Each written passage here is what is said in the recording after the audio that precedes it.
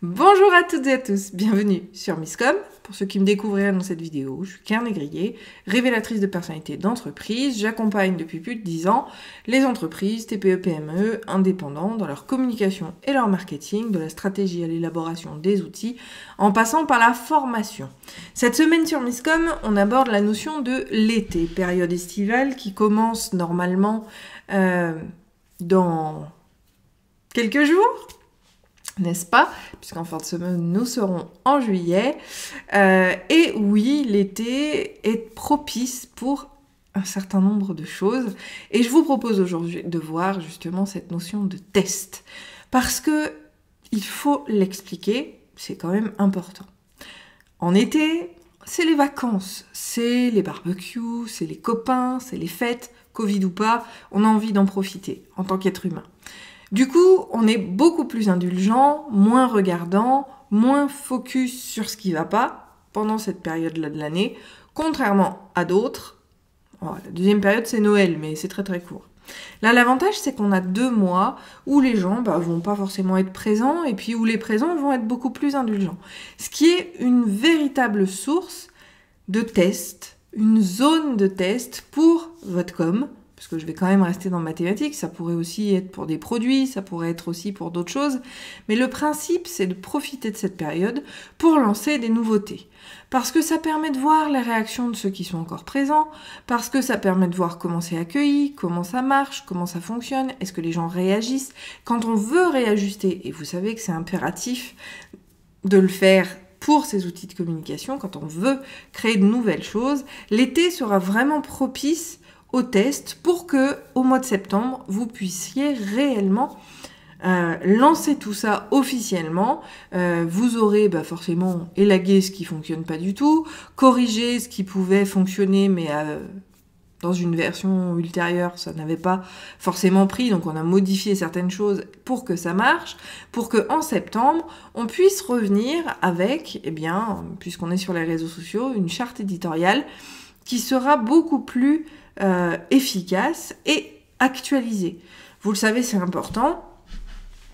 Faites ce que je dis, pas ce que je fais.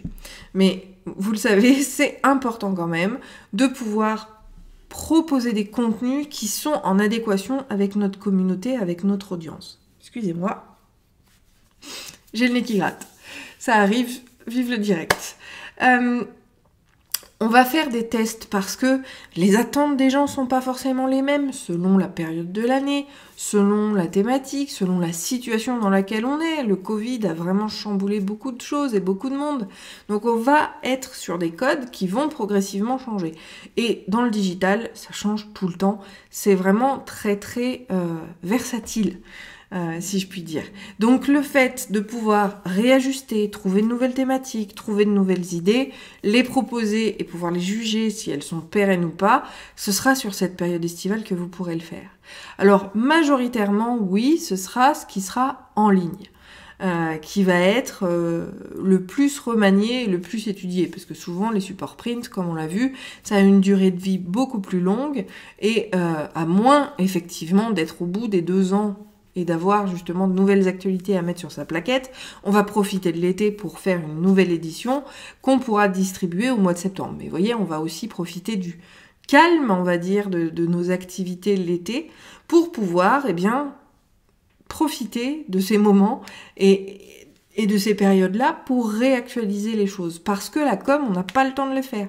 Donc on va aussi pouvoir réactualiser les supports, faire les analyses, les études dont je parle souvent mais qu'on fait jamais.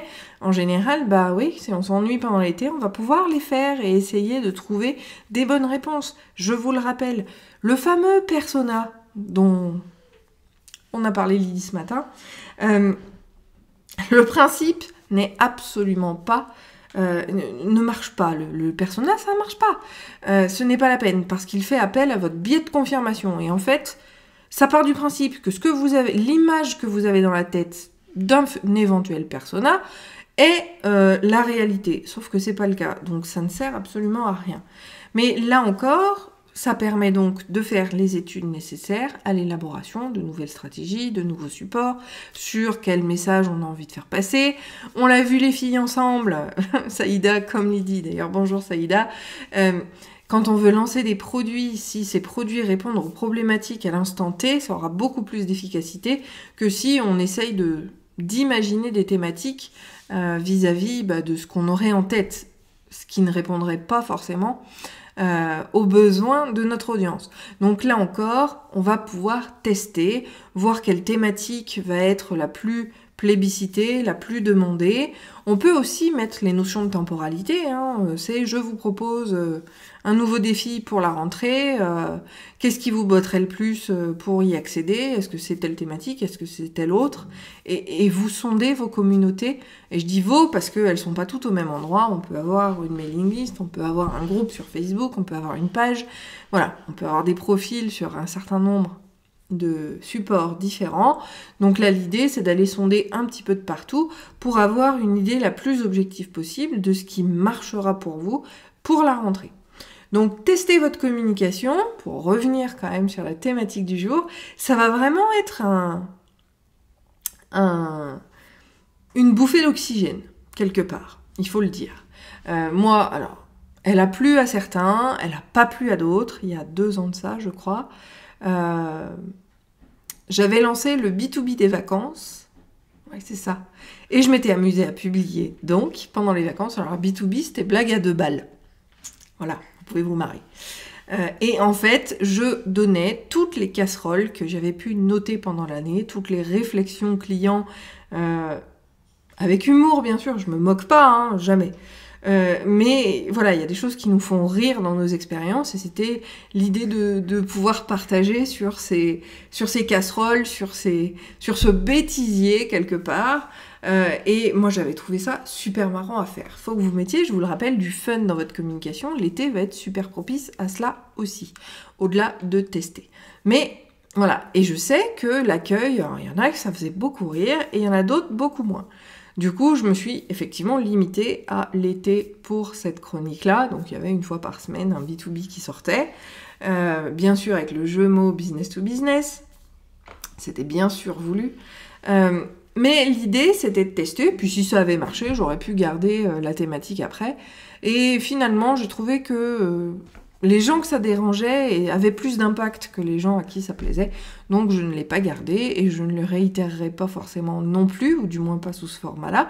Mais je me suis amusée à le tester, ce qui était très intéressant et très important. Ça m'a donné des réactions, ça m'a apporté un certain nombre de personnes dans mon réseau aussi qui trouvaient ça marrant et qui sont arrivées. Donc ça crée une émulsion quand même, et puis le côté différent que l'on peut vivre face à ces actions de com qui sont différentes de d'habitude, ça permet aussi de redynamiser les réseaux.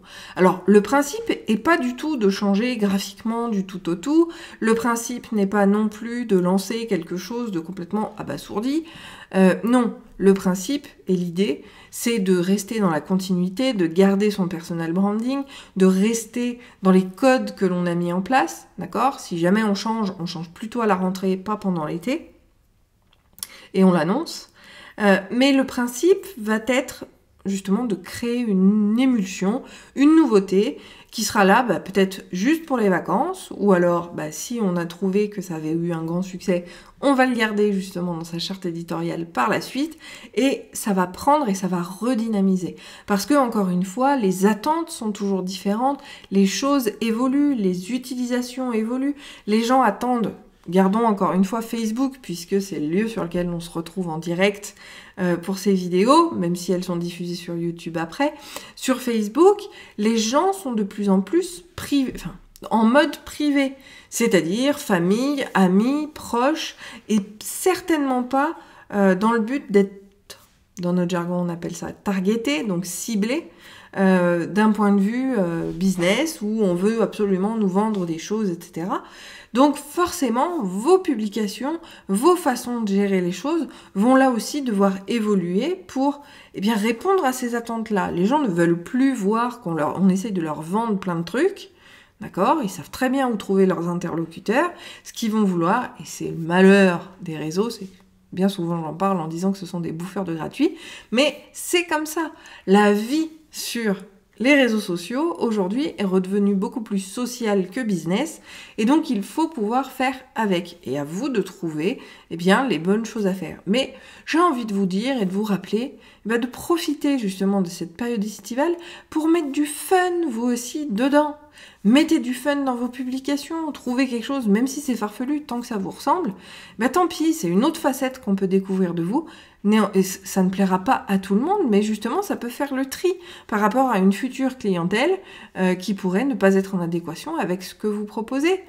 Et on peut même traiter de sujets graves, pour reprendre ta thématique, Lydie, ta future peut-être thématique. On peut très bien traiter de choses graves de manière légère. L'humour fait partie d'ailleurs des stratégies de communication qui fonctionnent le mieux.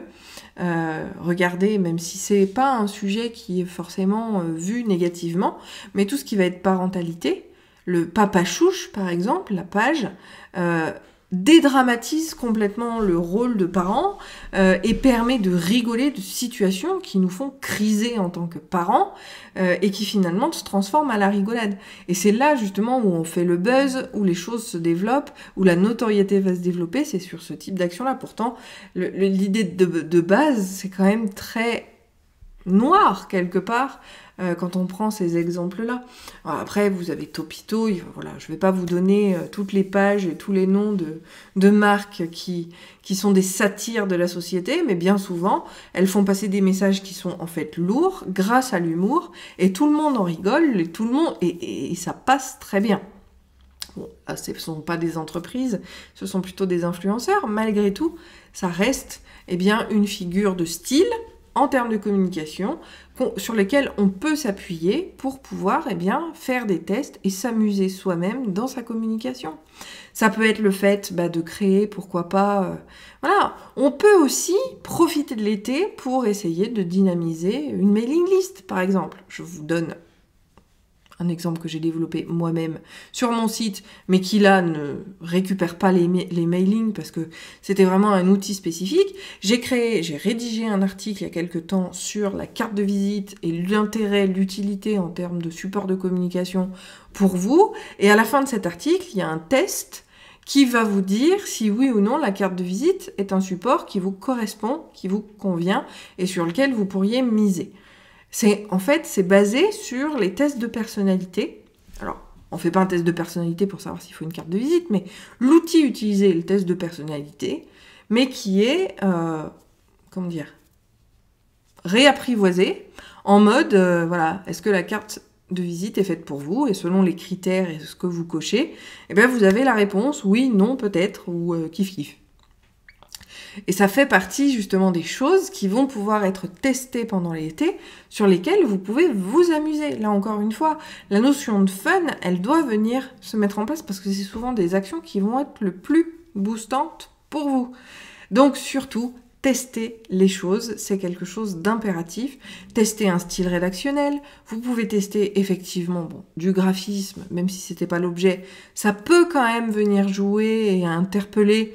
Donc jouer sur les graphismes, les images, les vidéos ou le support graphique que vous utilisez peut venir être modifié pour voir les réactions de sa communauté. L'idée, c'est l'interaction avec elle, de voir ce qui marche pas, pour pouvoir, encore une fois, dynamiser sa rentrée et avoir une évolution de sa charte éditoriale pour la suite. Et bien sûr, vous allez pouvoir aussi tester les formats de ce que vous publiez, sur des sujets peut-être un peu plus compliqués, ou alors sur des sujets qui vont être plus légers. On va pouvoir partir dans plein de sens différents. L'idée, c'est de pas tout faire en même temps, bien sûr, mais pour pouvoir prétendre à une nouvelle, encore une fois, charte éditoriale à la rentrée, parce que le principe, c'est de venir coller aux attentes de ses interlocuteurs, et les réseaux sociaux, comme c'est de l'interactif immédiat, il faut impérativement le revoir et s'assurer de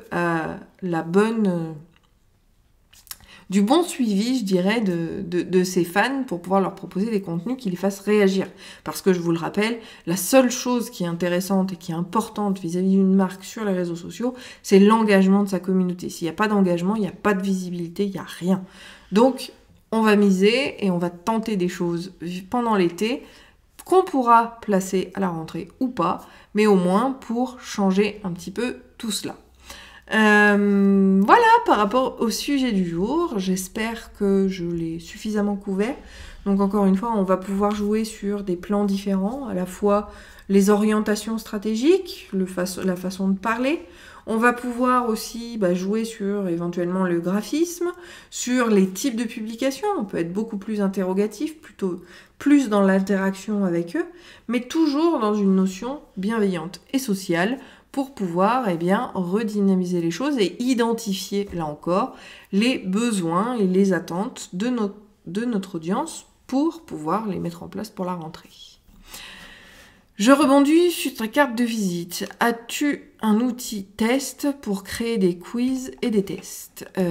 Oui, alors il y en a plusieurs. Il y a plein de plateformes qui fonctionnent. Tu as H5P qui peut faire pas mal de choses. Et moi, j'utilise Interact en termes de tests qui permet effectivement de créer ces fameux tests de personnalité qu'on adapte en fonction de soi, bien évidemment. Mais voilà, on reparlera des outils justement jeudi, peut-être, voir quels outils sympas utiliser pour sa com pendant l'été. Je trouve que c'est un bon sujet, donc merci de l'idée Saïda, on en reparlera. Je pourrais peut-être même vous faire quelques démos et puis vous présenter justement le test de personnalité sur la carte de visite. Ça donnera un peu d'eau à notre moulin, mais vous avez... Là encore, par rapport à l'été, les blocages, ils sont psychologiques. Votre créativité s'arrête là où votre esprit s'arrête. Vos actions de com, elles vont s'arrêter là où votre créativité s'arrête. Tentez de voir ce que vous avez envie de faire, encore une fois, ce qui met du fun, ce qui vous fait rire, ce qui est vous, en fait, tout simplement. Donc, on développe aussi la notion de personal branding à travers ces tests, parce que vous révélez aussi une partie de votre personnalité qui sera pas forcément celle qu'on voit tous les jours, et ça donne une bouffée d'oxygène, et puis ça vous permet aussi, hop, je reviens sur Lydie, de vous aider dans le réalignement éventuel de votre entreprise. Donc, ne pas hésiter. Voilà, on a trouvé la thématique pour jeudi. Quels sont les outils pour mettre du fun pendant l'été dans vos actions de com? On se retrouve donc jeudi pour cela. D'ici là, portez-vous bien. Si vous avez des questions, n'hésitez pas à les poser en commentaire. Si vous pensez que la vidéo peut intéresser quelqu'un, n'hésitez pas à l'inviter, lui partager le lien, ou du moins lui faire découvrir cette vidéo. Si vous avez toutes questions, là encore, vous pouvez aussi me les poser en commentaire, en message privé sur Facebook, page ou profil, et bien évidemment par mail à claire@misscom.fr, et je serai ravie de faire de vos questions mes prochaines thématiques, pour la rentrée bien sûr, puisque cette semaine est la dernière. Je vous souhaite une très bonne journée, un très bon appétit, et puis on se retrouve jeudi pour les outils. Bye!